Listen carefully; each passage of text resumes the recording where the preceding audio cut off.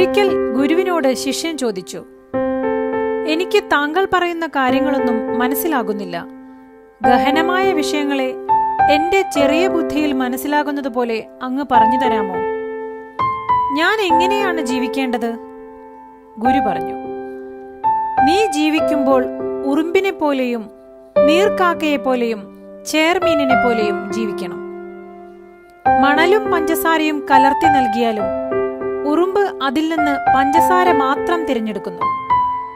നീർക്കാക്ക എത്ര സമയം വെള്ളത്തിൽ മുങ്ങിക്കിടന്നാലും പൊങ്ങുമ്പോൾ തന്റെ ശരീരത്തിലെ വെള്ളമെല്ലാം കുടഞ്ഞുകളയുന്നു. ചേർമീൻ എത്ര തന്നെ ചെളിയിൽ പുതഞ്ഞു കിടന്നാലും അതിന്റെ ദേഹം തിളങ്ങി തന്നെയിരിക്കും. സാധ്യതകൾ എല്ലാവർക്കും ഒരുപോലെയാണ്. എന്നാൽ തിരഞ്ഞെടുപ്പ് തീർത്തും വ്യക്തിപരമാണ്. ഒരുമിച്ച് ജീവിക്കുന്നവരുടെയെല്ലാം അഭിരുചികൾ ഒന്നായിക്കൊള്ളണമെന്നില്ല.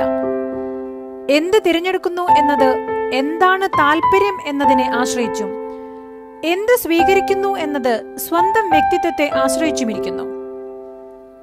ജീവിതത്തിൽ എല്ലാം സുലഭമാണ്.